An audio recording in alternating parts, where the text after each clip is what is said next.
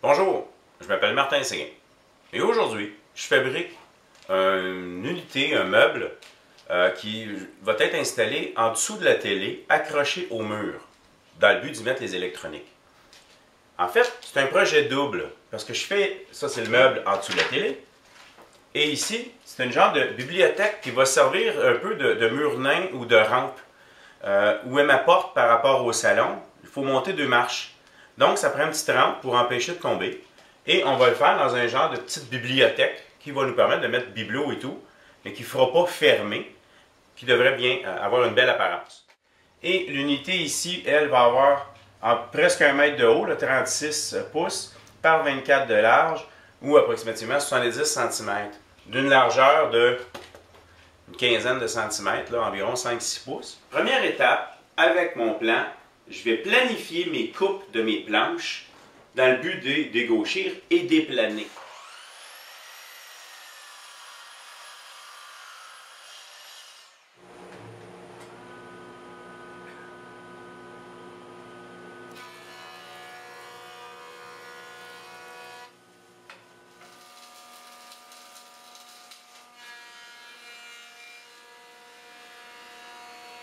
Je vais maintenant enlever le bois, faire les feuillures aux extrémités de mes planches du dessus et du dessous.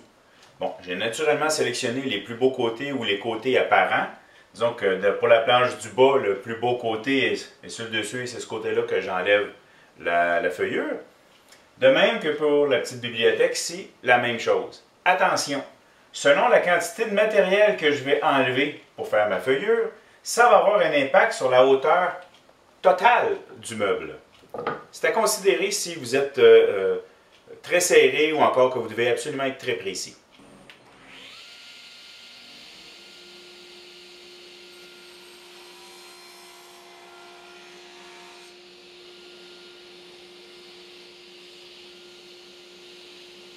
Je vais faire une feuillure de 1,5 pouce de large, 40 mm.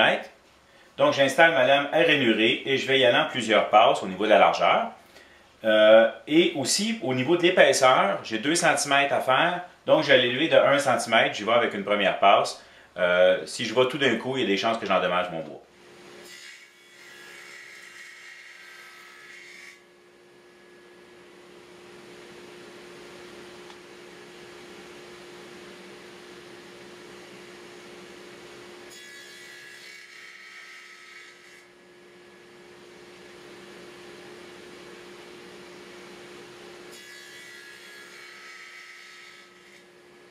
Je m'étends prêt à coller mes morceaux, mais on sable avant.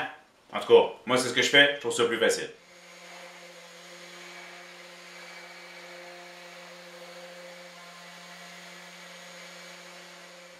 Bon, voici un petit peu le résultat que je veux avoir.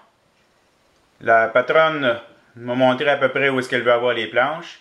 Ça va vous permettre de comprendre les joints que je dois faire. Maintenant, ce qui compte, c'est que je positionne mes planches et que je les marque pour faire le plus beau possible.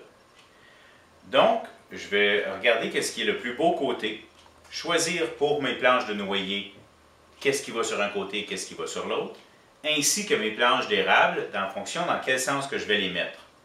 Ensuite, je vais prendre des marques pour m'assurer que quand je vais faire mon collage, que je vais les recoller exactement comme ça, mais aussi surtout également pour savoir comment les machiner.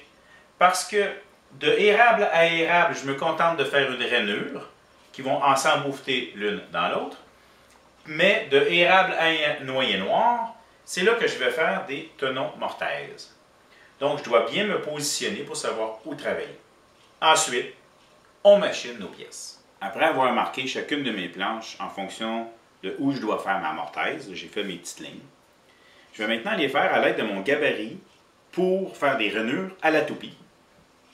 Ce même gabarit, lorsque utilisé avec une toupie plongeante, ben, je peux faire exprès de faire ma rainure pas au complet et ainsi créer une mortaise. Donc, j'ai installé mon fer à toupie, je me suis tout enligné, j'ai stabilisé mon gabarit, je l'ai tout mis dans les bonnes positions, branché à l'aspirateur et en fait, lorsque j'ai fait ma première mortaise, Je ne veux pas aller jusqu'au bout. Je ne veux pas passer au travers. Comme je dis, c'est une mortaise parce que de chaque côté, je ne veux pas que ma planche, lorsqu'une rentre dans l'autre, je ne veux pas que ça paraisse. Je me suis donc fait des petites marques sur mon gabarit pour savoir à peu près où je commence et où j'arrête. Pour me sauver du trouble, mais je vais vérifier à l'œil pour être certain.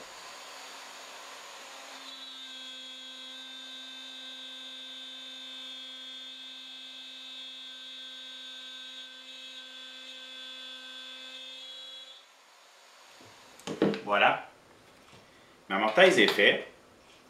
Bon, vous avez remarqué que ça a tourné, là. Pour le prochain, on va mettre une serre ici aussi, là, pour l'empêcher de se promener. Ça, c'est pour empêcher le gabarit de lui-même changer de place. Voilà. En passant, le gabarit, je le montre dans une vidéo que vous avez probablement déjà vue sur comment le concevoir, là. Très pratique pour faire soit des mortaises comme ça ou des rainures. Donc, on peut voir que ma mortaise est faite. Bon, ben, on voit tout de suite aussi que les mortaises ont les coins ronds. C'est normal, hein? Un fer à toupie, c'est rond. J'ai pas de fer à toupie carré.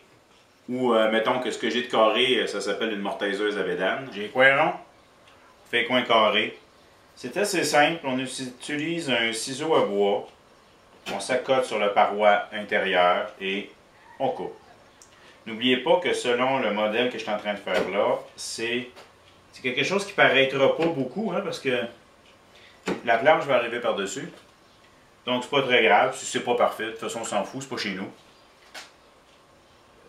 C'est chez nous, mais on s'en fout. Ça paraîtra pas. Bon. Je vais faire mes tenons. Ce que j'ai fait, j'ai installé ma lame à rainurer. J'ai pris mes mesures au niveau de mon guide. En passant, je mets un couvert par-dessus pour ne pas endommager mon vrai guide, là. Mon couvert par-dessus, j'ai coupé ma planche d'équerre et c'est elle que je vais passer dessus pour faire mon tenon. Tenon qui devra rentrer à l'intérieur de la mortaise. En joint avec la lame, ça peut faire un tenon d'une épaisseur variée. Donc, on y va pile poil, petit bout par petit bout pour s'ajuster. On le laissait, on fait les deux passes de chaque côté, on vient l'essayer, on le réessaye, on vient le réessayer, jusqu'à temps qu'on ait la bonne dimension. Je le montre dans un autre de mes vidéos, vous pouvez aller le consulter, c'est comment faire des tenons.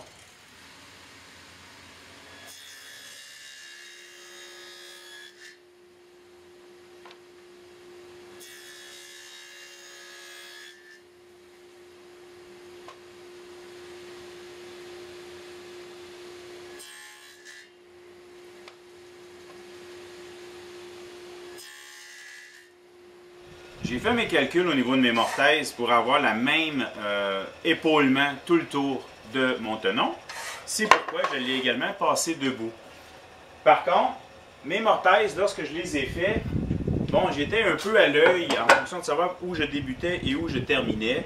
Ce qui fait que, bon, dans ce cas-ci, j'ai à peu près 1 mm de trop. Ce que je vais faire avec mon ciseau à bois, je vais ajuster ma mortaise pour que tout rentre bien. Je me suis fait un mini montage à sec. En fait, chacun de mes morceaux qui a un tenon et une mortaise, je les ai fixés dedans. Et là, je dois faire des rainures dans mes planches transversales dans le but d'entrer, de faire mon joint. Je dois faire mes mesures le plus précises possible pour savoir où faire ma rainure le plus précisément possible. Et c'est là que je vais utiliser mes mesures en fonction de mes coins exact ici, ma distance que j'ai là, figurée exactement à combien que je dois le faire.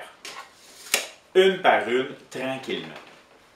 Lorsque chacune de mes rainures sera faite, là, je pourrai revenir dedans et vérifier exactement en enlevant mon morceau la longueur que j'ai besoin que ma planche soit en fonction de mon insertion dans la mortaise et de ma rainure. Tout mon machinage est prêt. Tout est là. Maintenant, sablage et ensuite collage. Pour le sabler, je vais sabler au 100, 120, peut-être 150. Par contre, quand on sable, on fait attention de ne pas endommager aucun joint. Bon, toutes les planches, il n'y a rien de collé, là, tout se défait. J'y vais planche par planche. Donc, je dois m'assurer de sabler égal partout et de ne pas commencer à rapetisser parce qu'il y a une tache ici, là, puis de commencer à amincir ma planche parce que ben, elle va devenir slack dans mon joint.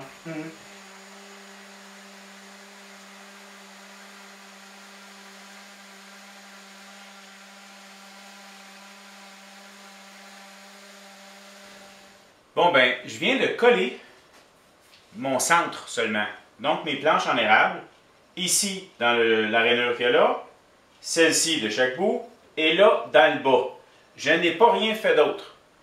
Je les ai mis en serre tous ensemble, dans le but à ce que ce soit d'équerre, que ça prenne ensemble comme il faut. C'est mon seul et unique but. Bon, je ne voulais pas le montrer, tout simplement parce que ça me tentait de vous le cacher. Non, fait que je ne vous ai pas montré comment faire. Ben non, j'ai oublié. C'est ça, on étend la colle au pinceau, idéalement, dans chacune des 4 rainures, et on serre le tout ensemble le plus rapidement possible.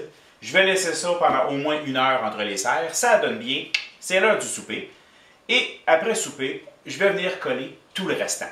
Tout ça tient ensemble. Maintenant, je dois coller tout le tour. Comme j'expliquais, de la colle dans chacune des mortaises et dans chacun des joints, des coins.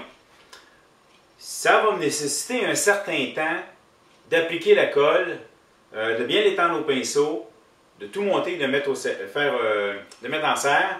Ce qui fait que je vais utiliser la taille Bond 3. Cette colle-là a l'avantage d'avoir une prise moins rapide. Ça va me permettre de me donner le temps d'installer les serres et j'ai appelé de l'aide. Donc, on va être 2 pour tout faire ça. C'est important d'avoir fait son plan pour la mise en serre et de s'assurer d'avoir tout ce qu'on a besoin tout près de nous pour être prête et ne pas avoir de surprise.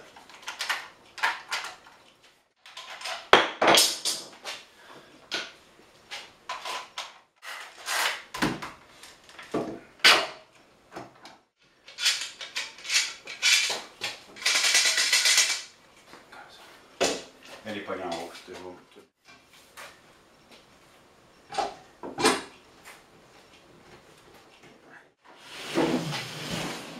Ça ne va te tenir. Bon ben voilà, c'est tout en serre. Je lance un petit concours de même. Vous devez compter combien est-ce qu'il y a de serre. Puis on va mettre ça sur la page Facebook ou Google de Parlons Bois. Donc là, je laisse ça sécher au moins 1 heure avant de faire ma prochaine étape. La dernière étape, ça a été facile, j'ai fait de la finition. Et voici ce que ça donne installé à sa place dans le salon. Eh bien, j'espère que vous avez apprécié. Merci. Je vous invite à me suivre sur ma chaîne YouTube. C'est le petit bouton s'abonner dans le bas de l'écran. Vous pouvez également me suivre sur la page Parlons Bois sur Facebook et ou également sur ma page Google+. Ça m'arrive de donner des formations ici même dans mon atelier ou encore chez les gens. Il suffit de me contacter pour qu'on s'arrange. J'espère que vous avez apprécié. Merci.